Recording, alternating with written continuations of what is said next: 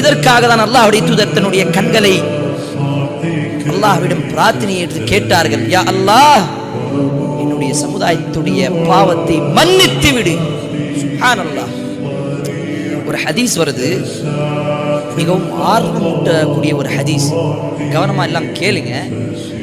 ஆயிஷா ரலியல்லாஹு அன்ஹா, முஸ்னத் அஹ்மத் தபரானில வரக்கூடிய ஒரு சரியான ஹதீஸ் தான்.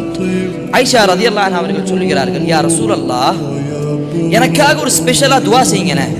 எனக்காக ஹுசூசன் லி, எனக்காக ஒரு ஸ்பெஷல் துஆ. ரசூலுல்லாஹ் 2 ரக்காத் தொழுதுட்டு அவங்களுக்காக துஆ கேட்கிறாங்க. அந்த துஆ கேட்ட பிறகு ஆயிஷா ரலியல்லாஹு அன்ஹா கேட்கிறாங்க, யா ரசூலுல்லாஹ், எனக்காக என்ன கேட்டீங்க? ரசூலுல்லாஹ் சொல்றாங்க, நான் என்னுடைய இறைவனிடம் அல்லாஹ்விடம் கேட்டேன், யா அல்லாஹ், என்னுடைய மனைவி ஆயிஷாவுடைய முன்பின் பாவங்களையும் அவன் தெரிந்தோ தெரியாமல்